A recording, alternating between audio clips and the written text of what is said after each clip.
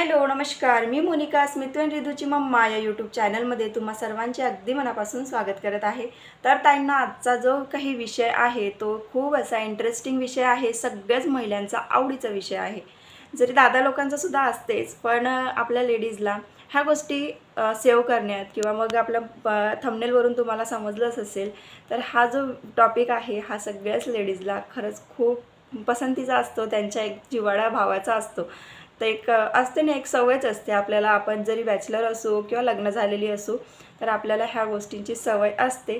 तर आजचा जो काही विषय आहे तो आहे मनी सेविंग प्लॅन किंवा मग आपलं जे काही इयरली आपण 10 रुपये 20 रुपये 30 रुपये ह्या दिवसाला इतकं वाचवून आपण काय काय करू शकतो त्याच्यावर हा व्हिडिओ आहे। तर व्हिडिओ स्किप न करता बघा, आणि खरंच तुम्हाला मोटिवेशन वाटत असेल, त्या व्हिडिओमध्ये मोटिवेशनल काहीतरी वाटत असेल किंवा मग तुम्हाला खरंच काहीतरी शिकता येत असेल किंवा तुम्ही त्या व्हिडिओतून काहीतरी प्रॅक्टिकली करत असेल तर नक्की व्हिडिओला कमेंट करून सांगा, म्हणजे मला थोडंसं छान वाटेल। कारण बऱ्याचशा ताई ज्या आहे महिन्याचा घर खर्च त्याच्यावर जुडलेल्या होत्या, त्यांनी खरंच खूप छान छान कमेंट केल्या आणि त्या कमेंट बघून मला खरंच छान वाटलं की आपल्याला कुठंतरी आहे की आपण एक ॲज अ इन्फ्लुएन्सर यूट्यूबला काम करतो आहे, तर आपल्याला काहीतरी नॉलेज आहे आणि आपण लोकांपर्यंत पोचवलं, त्याची त्यांना समजलं किंवा मग आपल्याला काहीतरी आपल्यामध्ये गट्स आहे की आपण जे आपले व्यक्तिमत्व मांडत आहोत त्या दुसऱ्यांना पसंत येत आहे, असं स्वतःचा जो काही आत्मविश्वास असतो ना तो एकदम ॲटोमॅटिक हा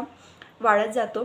तर प्लीज ताईंनो कमेंट करा, म्हणजे कमेंटनुसार मला समजेल की मी जे काही बोललेली आहे एकदम साधे सिंपल आहे, पण कधी कधी असं असते ना आपला मार्ग जो आहे तो चुकीचा असतो। त्याच्यासाठी ना काहीतरी कोणतीही गोष्ट जी आहे ते नियोजनबद्ध केलं तर खरंच आपल्याला यशाचा जो मार्ग आहे सक्सेस होण्याचा तो इझी जातो। तर ना ताईंनो, या ज्या गोष्टी मी तुम्हाला शेअर करणार आहे त्या थोडक्यात बघून घ्या आणि नंतर मी टॉपिकला सुरुवात करते।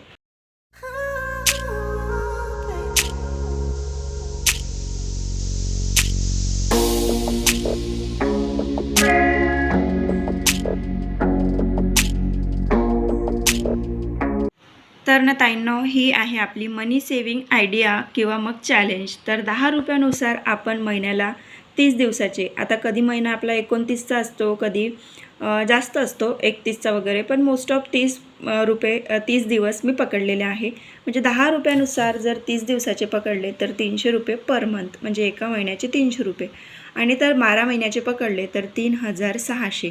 हे झाले आपले सिंगल मंथ, म्हणजे सिंगल वर्षाचे, एका वर्षाचे। जर आपण ह्याच वर्षात 12च महिन्यात जर आपल्याला आणखी थोडंसं जास्त सेविंग करायची आहे तर आपण 20 रुपयानुसार पकडले तर आपले पूर्ण होते 72,000 7200, म्हणजेच आपल्याला 10,000ला 3,000 वगैरे कमी। तर असं जर कुठे 10,000 वगैरे आपल्याला द्यायचे असेल किंवा मग 10,000ची कोणती वस्तू घ्यायची असेल तर आपण 30 रुपयानुसार किंवा मग कमी जास्त 25 रुपयेसुद्धा आपण सेव्ह करू शकतो। म्हणजे टोटल जे काही आहे 12 महिन्याचं ते 10,000 आपले बनून जातील। म्हणजे असं आपल्याला स्वतःहून ॲव्हरेज काढायचं आहे। जसं मी आता सांगेल तुम्हाला की माझं कितीचं आहे, माझं 55 रुपयाचं मी चॅलेंज घेतलेलं आहे, कारण मला जी काही अमाऊंट आहे ती 20,000 जमा करायची आहे 12 वर्षात, म्हणजे माझ्या येणाऱ्या नंतरच्या बड्डेपर्यंत। तर आपण याच्यातच 55च्या ठिकाणी डबल पण करू शकतो। तर त्यानंतर ना इकडे बघा तुम्ही 50 रुपयानुसार 1500 रुपये पर मंथ, तर त्याचे 18,000 होते। आता असं ठरवून घ्यायचं आपण 20 रुपयाचं करायचं, 30 रुपयाचं, 40 रुपयाचं, म्हणजे ही आपली सेविंग आहे, आपण हे सहज करू शकतो।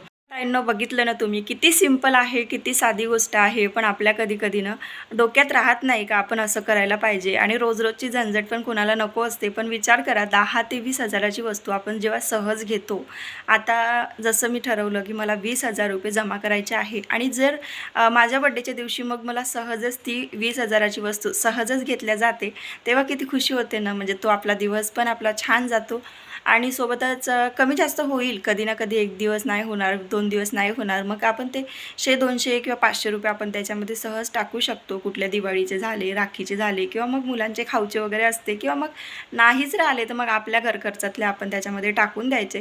पण असं सहजासहजी जर आपण नियोजन केलं तर खरंच खूप सोप्या गोष्टी होऊन जाते, आणि ह्या छोट्या छोट्या गोष्टी माझ्या ताईंना माहिती पडाव्या त्याच्यासाठी मी तुम्हाला शेअर केलेला आहे। खूप दिवस झाले मी पण असा यूट्यूबला व्हिडिओ बघितला होता, तेव्हाच माझ्या डोक्यात आयडिया आली की खरंच असं सेव्ह केलं तर आपलं खरंच सेविंग होते.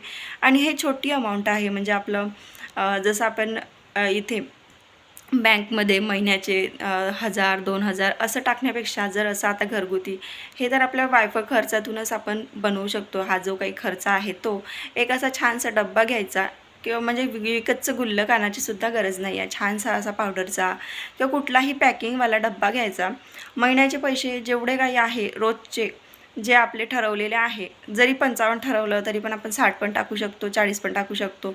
म्हणजे असं टाकायचं आणि मग शेवटी त्याचं कॅल्क्युलेशन करायचं. म्हणजे ती आपल्याला एक सवय लागते वाचायची, म्हणजे वाचवायची. आणि मग त्या गोष्टीतून आपण खरंच आपल्या स्पेशल दिवशी, आता माझं वाढदिवसच म्हणून नाही तर मी लग्नाच्या वाढदिवसाच्या दिवशी पण हे चॅलेंज घेऊ शकली असती, किंवा मग यांच्या पण बड्डेला घेऊ शकतो आपण. म्हणजे ज्या दिवशी आपल्याला ते चॅलेंज करायचं आहे त्या दिवशी आपण स्वीकारायचं, स्वतःला ठरवायचं. कुठलाही दिवस जो आपला लकी डे आहे, नवीन वर्ष झालं, कुठलाही व्हॅलेंटाईन डे झालं, त्याच्यानंतर मुलांचे बड्डे झाले, कोणत्याही दिवशी कोणतीही तारीख जी आपल्या लक्षात राहील अशी, किंवा मग आजचा जो दिवस आहे तो, किंवा आता येणारा महिना मे महिना त्याच्यापासून पण आपण सुरुवात करू शकतो. तर प्लीज त्यांना सुरुवात करून बघा आणि 1 वर्षात तुम्हाला जो काही रिझल्ट आहे तो मिळून जाईल. तर खूप छान चॅलेंज आहे, स्वतःशी चॅलेंज करणं शिका. खरंच आपण जेव्हा स्वतःला चॅलेंज करतो ना, तेव्हा खरंच आपण एक सक्सेस होऊन दाखवतो.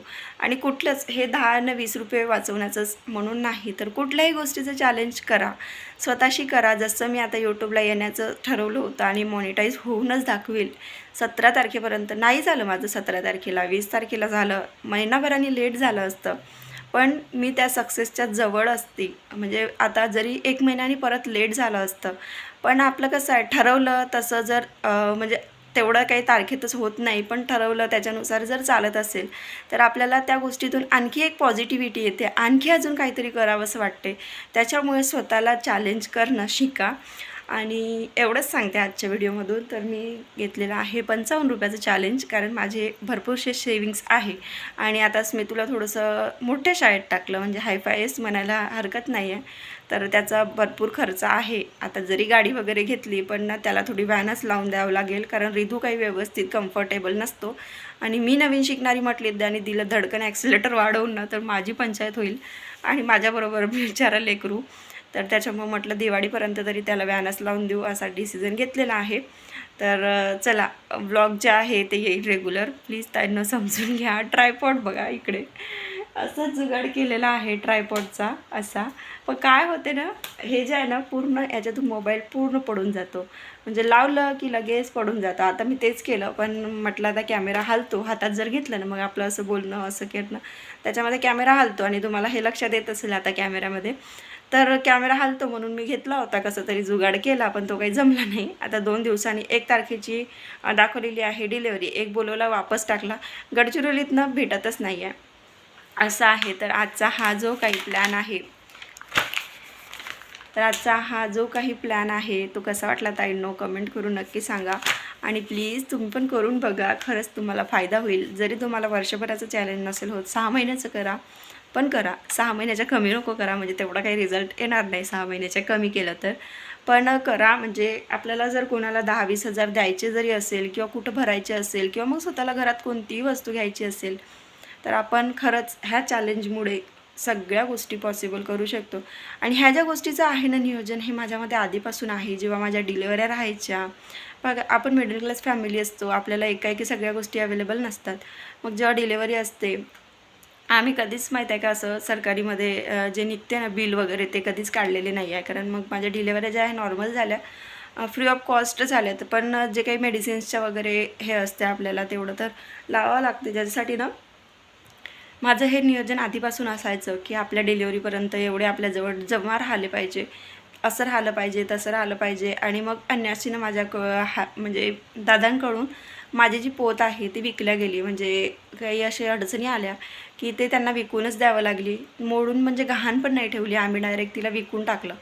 आणि नंतर मग जेव्हा माझे डिलिव्हरीचे पैसे जे सेव्ह होते माझ्याजवळ, त्या पैशाने डबल केली पण, आणि खूप छान केली. खरंच सांगते, नशिबाचे असे पलटते ना आपले पन्ने, की आज 2ची असेल तर उद्या जाऊन ती 4ची झाली. खरंच असं जर आपण नियोजन केलं तर त्या गोष्टी खरंच आपल्याला मिळत जाते. तर कसा वाटला तुम्हाला आजचा ब्लॉग कमेंट करून नक्की सांगा. हा जो व्हिडिओ आहे तो मी इथेच थांबवते. तुम्ही जर चॅनलवर नवीन असाल तर नक्की सबस्क्राईब करा आणि भेटू आपण अशाच एका छानशा ब्लॉगसोबत. तोपर्यंत सगळ्यांना बाय बाय. श्री स्वामी समर्थ.